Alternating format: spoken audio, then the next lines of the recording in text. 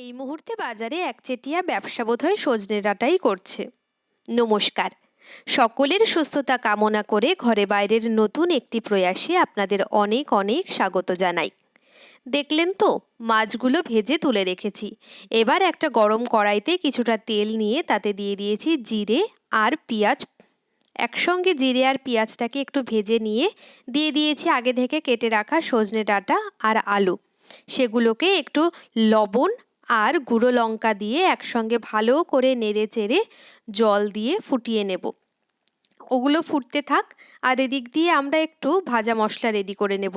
ভাজা মশলা বলতে ওই জিরে গুঁড়ো, আর কিছুই না। সজনে ডাঁটার উপকারী গুণ কিন্তু রয়েছে প্রচুর। এই সময়টা এটা খাওয়ার শরীরের জন্য, স্বাস্থ্যের জন্য খুবই প্রয়োজনীয়। এবার জলটা ফুটে এলে আগে থেকে ভেজে রাখা মাছগুলো দিয়ে দিলাম। মাছ সহ জলটাকে আবার ভালো করে ফুটিয়ে নিয়ে ওপর থেকে ছড়িয়ে দেব ওই ভাজা মশলাটা, মানে ওই জিরে গুঁড়ো। আপনারা একবার এভাবে ট্রাই করে আমাকে অবশ্যই কমেন্টে জানাবেন। আর ভিডিওটি ভালো লাগলে একটি লাইক করে যাবেন। আমার এই ছোট্ট চ্যানেলটিকে সাবস্ক্রাইব করবেন। আপনাদের সকলকে অসংখ্য ধন্যবাদ।